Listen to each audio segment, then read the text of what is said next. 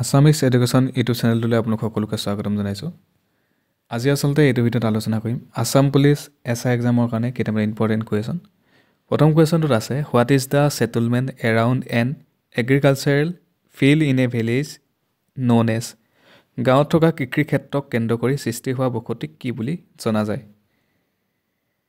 ইয়াৰ শুদ্ধ উত্তৰটো হৈছে option number C2 square pattern of settlement, বৰ্গক্ষেত্ৰকাৰ বসতি। নেক্সট কুৱেশ্যনত আছে question number 2 warm water current is উষ্ণ বা গৰম পানীৰ সোঁত হৈছে। এটা অপশ্যনকেইটা দিয়া আছে, এবাৰ চাই লওক।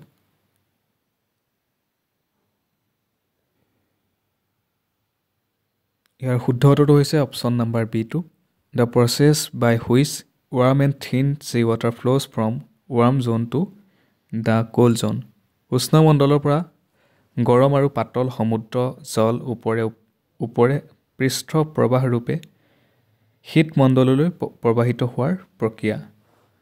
ইয়াৰ অপশ্যন নাম্বাৰ B2 হ'ব ইয়াৰ শুদ্ধ উত্তৰ। Only 2 is correct. Question number 3 আছে tides from when the earth moon and sun are right angles are known as. পৃথিৱী চন্দ্ৰ আৰু সূৰ্য সমকোণত থকা অৱস্থাত সৃষ্টি হোৱা জোৱাৰক কি বুলি কোৱা হয়? ইয়াৰ অপশ্যনকেইটাত ভিতৰত ইয়াৰ শুদ্ধ অপশ্যনটো হ'ব অপশ্যন নাম্বাৰ D2 হ'ব Nip Tide. Option number D2 হৈছে ইয়াৰ শুদ্ধ উত্তৰ।